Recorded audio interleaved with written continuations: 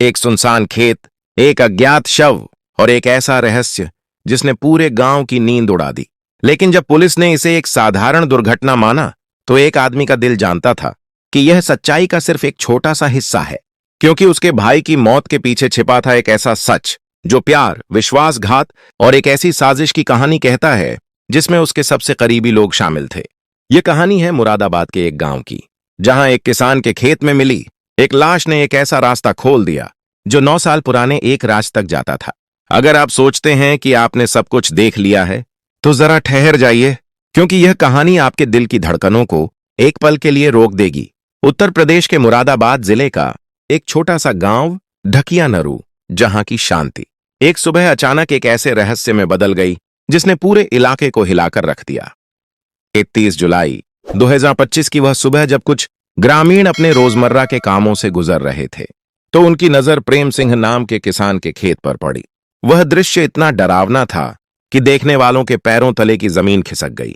खेत के बीचों बीच एक अज्ञात व्यक्ति का शव पड़ा था, जिसने पल भर में पूरे गांव में दहशत की लहर दौड़ा दी।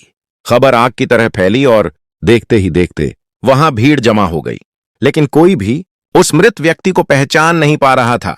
ग्राम प्रधान मनोहर सिंह ने तुरंत पुलिस को सूचना दी और जल्द ही कोतवाल मोहित कुमार मलिक अपनी टीम और फॉरेंसिक एक्सपर्ट के साथ मौके पर पहुंच गए। उन्होंने पूरे इलाके को सील कर दिया और हर निशान, हर सबूत को बड़ी ही सावधानी से परखा। पुलिस ने शुरुआती तौर पर इसे एक दुर्घटना माना, क्योंकि उन्हें पता चला कि मृतक शराब का आदी था। उनका मानना था कि नशे की हालत में वह खेत में गिर गया होगा और मुंह के बल गिरने से उसकी सांसें रुक गई होंगी। लेकिन सवाल यह था कि आखिर वह व्यक्ति अपने घर से 15 किलोमीटर दूर एक सुनसान खेत में पहुंचा कैसे? यह सवाल एक पहेली बनकर रह गया था। इस बीच जब अखबारों में यह खबर छपी तो महेंद्र नाम का एक शख्स तुरंत कोतवाली पहुंचा। उसका भाई किशनवीर पिछले 2 दिनों से लापता था। महेंद्र को डर सता रहा था कि कहीं यह लाश उसके भाई की तो नहीं है। पुलिस उसे मोर्चरी लेकर गई और जैसे ही उसने शव देखा, उसके पैरों तले जमीन खिसक गई। वह चीखता रह गया और लगभग बेहोश हो गया। यह लाश उसके भाई किशनवीर की थी, लेकिन किशनवीर की मौत के पीछे जो सच छिपा था वह उसकी पत्नी पिंकी के मुंह से तब तक नहीं निकला जब तक पुलिस ने उससे सख्ती से पूछताछ नहीं की। पिंकी ने आखिरकार सब कुछ कबूल कर लिया और इसके बाद पुलिस ने चमन शर्मा, नितिन शर्मा, रविकांत और पिंकी को गिरफ्तार कर लिया। जब सभी आरोपियों से पूछताछ हुई तो किशनवीर की हत्या की एक ऐसी दर्दनाक कहानी सामने आई जिसने सबको हिलाकर रख दिया।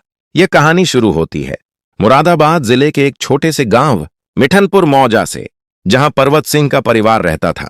उनके 3 बेटे थे, सतपाल, महेंद्र और किशनवीर।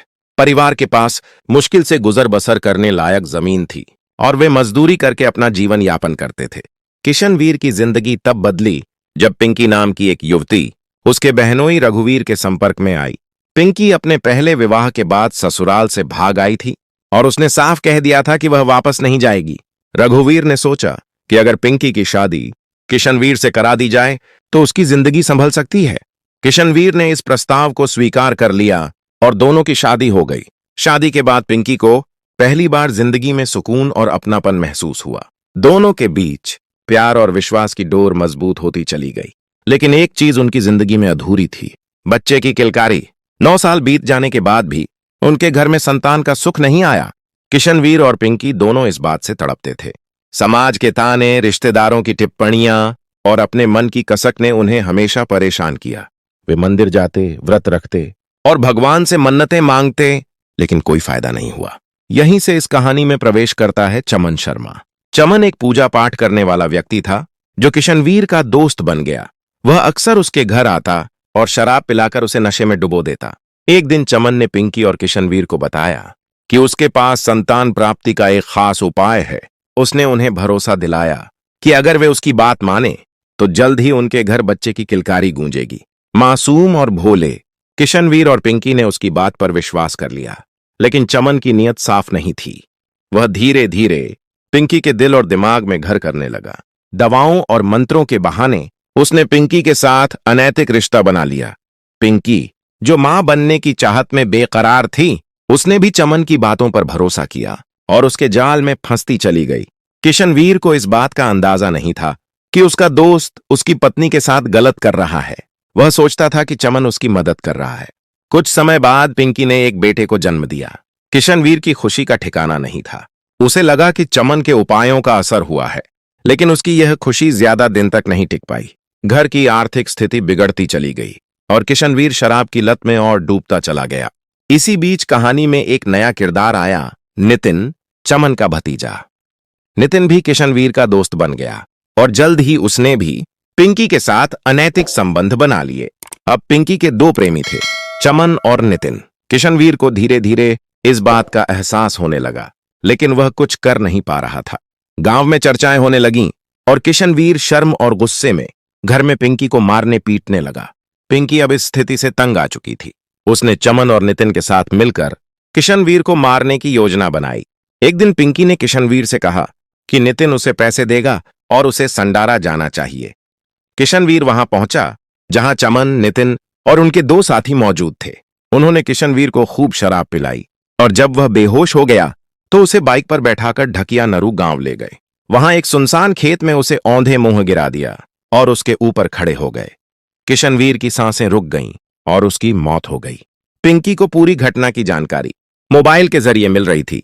नितिन ने उसे बताया कि रास्ते का कांटा हट गया है, लेकिन यह साजिश ज्यादा दिन तक छिपी नहीं रह सकी। पुलिस की सख्त पूछताछ के बाद सभी आरोपियों ने अपना जुर्म कबूल कर लिया और उन्हें गिरफ्तार कर लिया गया। यह कहानी सिर्फ एक अपराध की कहानी नहीं है, बल्कि यह हमें सिखाती है कि कैसे विश्वास और प्यार के रिश्ते तब टूट जाते हैं जब लालच और धोखा उन पर हावी हो जाते हैं। किशनवीर की त्रासदी हमें यह याद दिलाती है कि जिंदगी की सबसे बड़ी लड़ाई कभी कभी अपने ही करीबियों से होती है। दोस्तों, इस वीडियो को बनाने का हमारा मकसद सिर्फ एक कहानी सुनाना नहीं है, बल्कि आपको जागरूक करना है। ऐसी स्थितियों में क्या सही है और क्या गलत, यह तय करना हमारे ऊपर है। अगर आपको यह कहानी महत्वपूर्ण लगी तो इसे अपने दोस्तों और परिवार के साथ शेयर करें। कमेंट में बताइए कि आप इस घटना के बारे में क्या सोचते हैं और आप किस शहर से इस वीडियो को देख रहे हैं। अगर आपने अभी तक हमारे चैनल को सब्सक्राइब नहीं किया है तो जल्दी से सब्सक्राइब बटन को दबाएं और बेल आइकन को प्रेस करें ताकि आप ऐसी ही दिलचस्प कहानियां सबसे पहले देख सकें। धन्यवाद।